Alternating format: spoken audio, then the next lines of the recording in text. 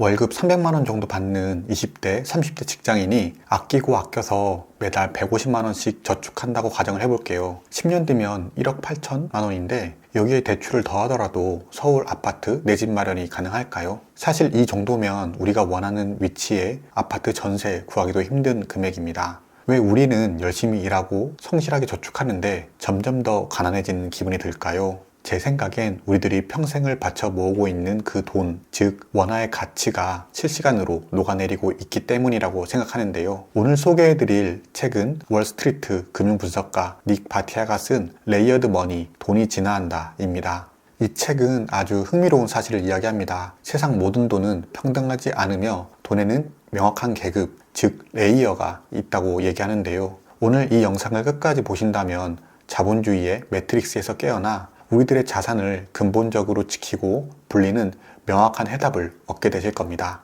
먼저 책부터 소개하려고 합니다. 닉 바티아는 서던 캘리포니아 대학교에서 금융 및 비즈니스 경제학 부교수이며 미 재무부에서 트레이딩 데스크에서 기관 에셋 매니저로 일했으며 교편을 잡은 후에는 국제 통화 제도에 대해 연구하고 이 결과를 종합하고 싶은 열망에 이 책 레이어드 머니, 돈이 진화한다를 집필하게 되었는데요. 이 책은 변화하는 화폐 시스템의 작동 원리를 매우 쉽게 알려주고 개인들이 어떻게 대처해야 하는지 안내하고 있습니다. 레이어드 머니는 돈을 계층으로 설명하는데요.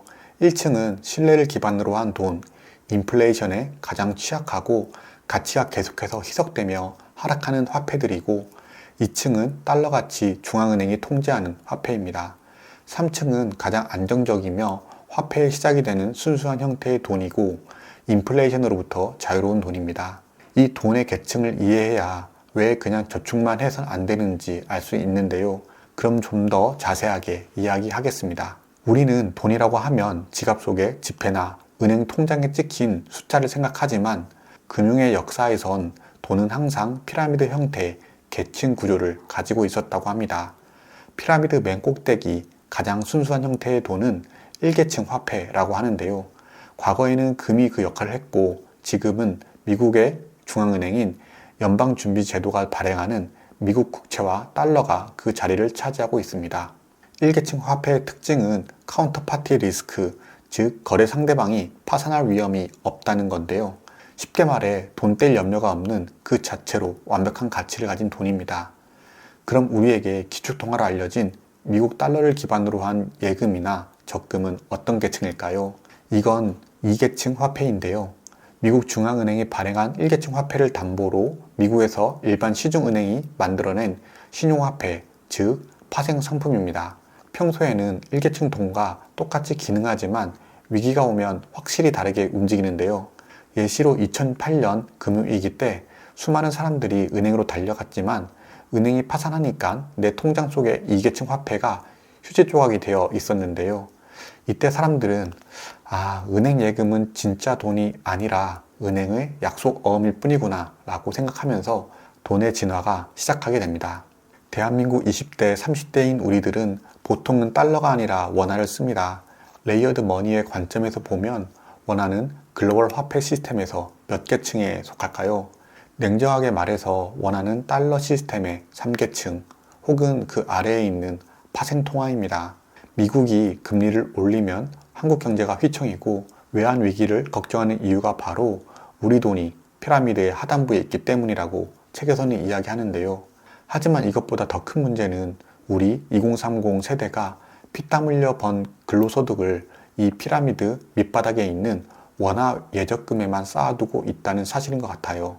레이어드 머니, 돈의 계층은 위로 갈수록 가치가 유지되고 아래로 갈수록 인플레이션의 타격을 직격탄으로 맞습니다. 정부가 돈을 찍어낼 때마다 그 가치 하락의 피해는 피라미드 가장 아래쪽 돈을 쥐고 있는 평범한 직장인들이 고스란히 받게 됩니다. 우리들이 아무리 아껴 써도 벼락거지가 된 것 같은 박탈감을 느끼는 건 우리 탓이 아니라 우리들이 들고 있는 화폐의 계층이 낮기 때문에 발생한다고 합니다. 그러면 우리들이 받는 월급 300만 원 정도 기준으로 한다면 당장 어떻게 해야 할까요? 책을 기반으로 했을 땐 우리들의 자산 포트폴리오를 레이어드 머니 관점에서 재설계해야 하는데요. 총 3가지 단계로 설명하려고 합니다. 첫 번째 피라미드 맨 밑바닥 레이어 3번 소비층입니다. 여기에는 원화 예금과 현금을 두는데요. 보통 3개월에서 6개월치 생활비, 즉 비상금만 남겨두시길 추천드립니다.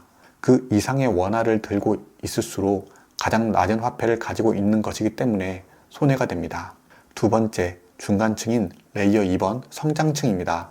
여기에는 인플레이션을 방어하고 경제 성장과 함께 우상향하는 자산을 담으시는 걸 추천드립니다. 제가 지난번 영상에서 소개한 산업 섹터 분야에 대해 관심 가지셔도 되고, 대표적인 미국의 우량 주식 S&P 500이나 나스닥 ETF 혹은 부동산 중에서도 핵심지 부동산 투자는 여기에 해당해서 계산하시면 됩니다.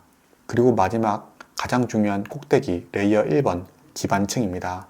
어떤 금융위기가 와도 내 자산의 뿌리를 지킬 수 있는 진짜 돈을 여기에 담는 건데요. 책에서는 포트폴리오의 최소 10에서 20% 정도 금, 미국 채권, 비트코인을 채우라고 하는데, 비트코인은 이번 영상에서는 안 다루도록 할게요. 먼저 금 같은 경우엔 국내 금 ETF와 세계금 ETF로 쉽게 접근이 가능하고, 꾸준히 모아간다는 관점에서는 실물금, 골드바도 괜찮다고 생각합니다. 채권을 투자하기 어렵거나 비트코인은 변동성이 심하니까 레이어 1번에 비중을 높이고 싶은 분들은 금 쪽 자산을 높여도 좋을 것 같습니다. 레이어 1번 계층의 돈이기 때문에 이러한 자산들은 은행이 파산하더라도, 원화 가치가 폭락하더라도 우리들의 구매력을 지켜줄 최후의 보루가 되어줍니다. 핵심은 매달 들어오는 원화 월급을 기계적으로 마치 숨쉬듯이 레이어 1과 레이어 2 자산으로 바꿔가는 것입니다. 이것이 바로 닉 바티아가 말하는 금융의 미래를 대비하는 유일한 방법입니다. 책을 읽어보고 저의 자산 포트폴리오도 점검하게 되었는데요. 저의 경우 레이어 3번 소비층은 원화 자산 14%로 형성되어 있었습니다. 레이어 2번 성장층은 부동산 23%, 달러, 미국 주식, ETF 합쳐서 39.9%, 무려 62.9%로 형성되어 있었습니다. 그리고 레이어 1번 기반층의 경우 23.1%로 형성되어 있어서 이렇게 계산을 직접 해보니까 생각보다 레이어 1번의 비율이 낮다는 걸 깨닫게 되었습니다. 물론 이것도 최근에 금 가격이 좀 많이 올라서 비율이 증가한 거니까, 실제 제가 이 책을 읽기 전 자산 포트폴리오를 만들었을 땐 레이어 2번에 중점적으로 설계되어 있었던 걸 알 수 있었습니다. 이 책을 읽으면서 드는 생각은 금융과 돈의 역사는 단 한 번도 멈춘 적이 없다는 것입니다. 세상이 변하고 화폐의 룰이 변하고 있는데, 나만 예전 방식 그대로 예적금, 레이어 3번, 소비층에만 붙들고 있다면 미래의 가난은 예정되어 있는 것과 다름이 없습니다. 그래도 아직 우리들은 젊으니까 늦지 않았다고 생각합니다. 지금이라도 미리미리 1계층 자산으로 옮기면서 돈이 진화하듯이 우리들의 포트폴리오도 안정적으로 진화되길 기대합니다. 실제 책에는 제가 소개해드린 내용 외에 더 도움되는 내용이 많으니까 꼭 한번 읽어보시길 추천드립니다. 비사이드북 채널에서는 이번에 소개해드린 내용 외에 거시경제 트렌드 또는 재테크 관련 도서, AI에 대한 지식을 습득할 수 있는 도서 소개 등 자본주의에서 20대, 30대 분들에게 도움되는 실전 경제 지식을 전달하고자 합니다. 더 이상 독서를 취미로만 남겨두지 마시고 책 속의 지식을 내 커리어의 성장에 연결하고 싶은 분들은 채널 구독하시면 다음 영상을 빠르게 받아보실 수 있습니다. 비사이드북에서 운영 중인 경제도서 모임에 관심 있으신 분들은 아래 고정 댓글에 영상을 확인해 주세요. 다음에 더 유익한 독서와 소모임 관련 컨텐츠로 돌아오겠습니다. 긴 영상 시청해 주셔서 감사합니다.